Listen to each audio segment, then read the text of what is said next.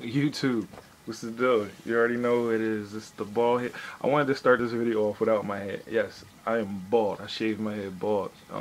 That's another story for another day. But yeah, so there we go. Put the Philly hat on because you already know what it is. Um, yeah. Hold on a second. All right, here we go. Um, Basically, I just wanted to talk about my progress from I want to say from then until now. You know what I mean? Then I mean high school. Now is the present, and I want to talk about basically how I got interested in joining the Navy and why I'm joining the Navy. But I remember sitting in the lunchroom back in 11th, what was it, 12th grade? It was 11th or 12th. And me and my man Eric, his name is Eric as well. We sitting there, we playing cards, and I see this military figure come walking down the lunchroom and shit. So we stop him just out of curiosity. We all dumb like, hey, yo, what you in the Marines or something? Because he had on his dress blues, and he laughed at us. It was like, nah, I'm a sailor, this and that. I'm like, what the hell? So he's like, yeah, I'm in the Navy. You interested in joining? I'm like my man in the Navy, but I never really saw myself joining. So he's like, well, how old are you? You know, he started pitching us his little recruiter tricks and shit. So I'm like, I'm 17. So he's like, well, I can't work with you now, but when you turn 18, you know, I'm gonna give you a call. So sure enough, I'm talking about soon. Like, well, we wrote down our information and all that. So as soon as I'm talking about, as soon as like we graduated, as soon as I turned like, as soon as I was 18, fuck, as soon as we graduated, as soon as I was 18, he contacted me. I'm talking about called my phone and everything. Yo, what happened to my tunes? What the fuck? Oh. So yeah, so he called me up. His name is Kenyatta Weber. He's I forgot what part of the country he's from. So he comes, he picks me up at my house to come take the practice test. He's just like, oh, I want to talk to you, blah blah blah. And he gets out. He's wearing a dress whites. This shit was like a scene out of the movie. Gets out the car. The little scarf. I always call it a cape, but I think it's called a scarf. This shit blowing in the wind. He got the little Dixie cup hat on. That shit looked all that. So I'm like, damn, you know, I want that to be me one day. Like just based off the uniform, that shit looked all that. So we go to the office. We take Oh yeah, is that how I went? Oh no! I already skipped a step. When we turned 18, he asked us to come into the office, and that's what we did. Me and my man went down there together. So we thinking we just gonna be in there talking and shit. And he was like, "Yo, you got to take this practice test just to see if you even qualify." So I'm like, "Practice test?" You know, at the time I didn't really know too much about this shit. So me and my man take that joint straight bomb cannon, straight bomb that joint like I think I got like a 12 or something like that. My man got like a 15. We was getting like quarterback jersey numbers in that joint. So he's just like, you gotta, you know, study up and, you know, come talk to me in a little bit. After that, I was just like, yo, you know, whatever. I think the summertime hit and I wasn't really doing nothing but working. And he called me again. That's when he showed up at my house in the dress whites, going that joint straight up, fell it again. So after this time, I'm just like, man, fuck this shit. And he would call. We would just keep dodging him, ducking him and shit. Um, so I basically just gave up with him. Just said, you know, fuck it. I think I took the test 2 times with him, and I failed both times, and I was just like, fuck this shit. So some time goes by, and I think I'm working a cleaning job at this point in time, and I see this lady in them same dress whites. I just got a text. I see this lady in them same dress whites. Hold on a second. And I walk up to her, so I'm like, "Oh, you in the Navy?" And she's like, "Yeah." And I think I just started asking her a whole bunch of questions about herself, and she was just like, "You interested in joining?" I was like, "Well, before I was." Oh, damn! I got my shirt on all inside out. Fuck it. Let me stand up in the light. Damn, my lips always greasy in my videos, yo. Yeah. So what was I saying?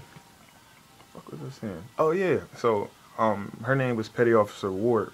She's from Wisconsin, and I don't know. I think she one of her like a job she got or something like career changed. Like when she moved up to chief. No, she's a petty officer, first class. They shipped her out to Philly. So I ended up taking her like info, going down. She met me after work one day, and we went down to her office, and we talked. And again, I took the practice test, and again, bombed that John straight up. Like I think I got like a 25 or something like that. So she said the same thing Weber said. She was like, you just basically need to hold on a second, yeah. That's my shit. So she said the same thing Weber said. She was like, you need to study. And I wasn't really taking this shit serious. I'm just like, man, fuck that practice test. I think I took it one time with her and was just like, fuck it, you know, I'm chalking it. And years go by. I'm talking about like 3 or 4 years. I'm in my mid-20s, but late 20s actually, not mid. So for y'all who don't know, I'm past the mid mark. What was I saying? Damn. What was I talking about? Oh yeah. So some time goes by, and you know, you go through things in life, like good and bad. Like, not to get sidetracked real quick, but I hate when I'm like, oh, you know, I'm stressed out, shit ain't going right, and people be like, that's life. So how come people don't say that's life when things are going good? Like, yo, I just got this great job, bought a house, you know, I'm getting married. You never hear somebody say, oh, that's life. Only when things going bad. Fuck out of here. But yeah, so years go by. I'm unemployed, right? Just went through this crazy breakup, lost my apartment, ended up having to move back home with my peoples, right? Fucked up situation. So I'm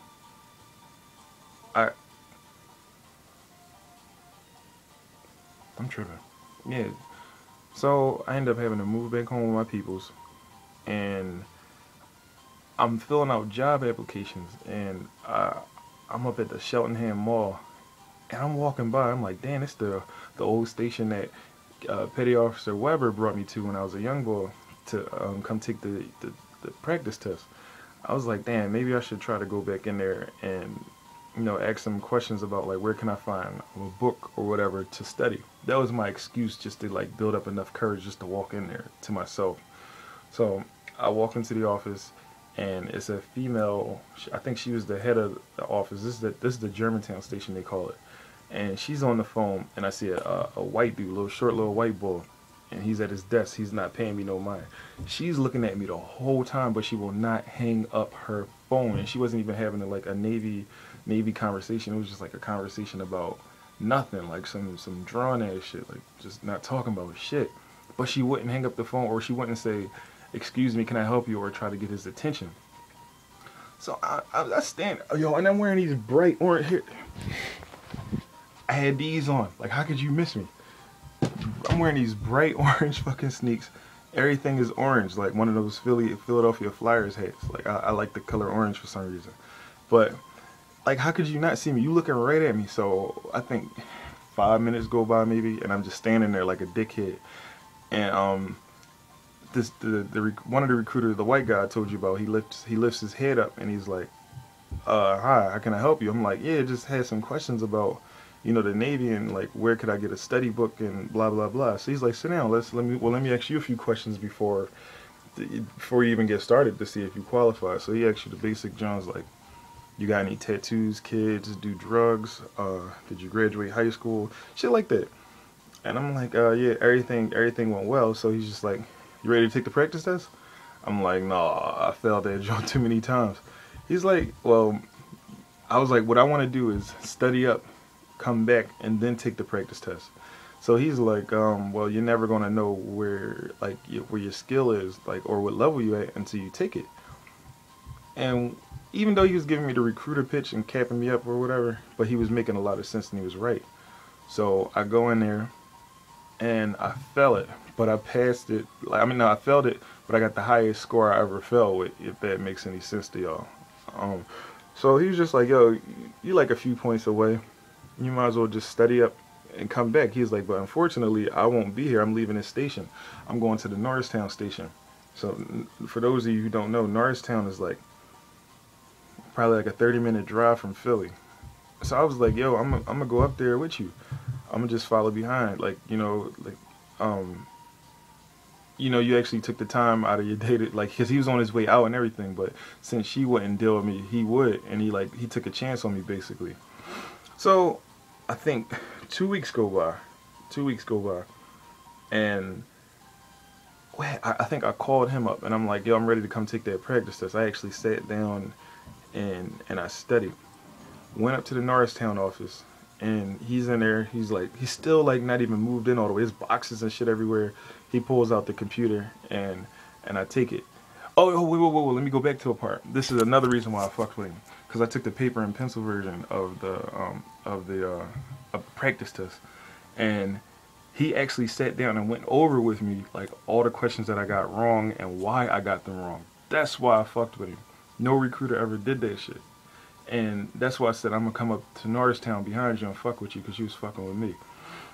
So I go there. This time I take the practice. I mean the paper and pencil. No, the computer test, and I drop a 48. So he's just like, "Yo, you ready?" He always called me by my middle name. I'm not gonna tell y'all what that is, but he's like, "You ready? Like, when we gonna do this? We gonna set this up." He's like, "You went from what was it, a 30 all the way up to a 48." He's like, "You ready? That means you've been studying. That means you serious about it." So that's when I really got serious about joining the Navy, when I first got over that first hump of the practice test. Um, and I don't know if it was, like, I'm not gonna say it was fate, because I did give up a few times. It is more so a coincidence that I was just in that, like, filling out job applications. Maybe maybe it is fate. Maybe it's my destiny to be a sailor.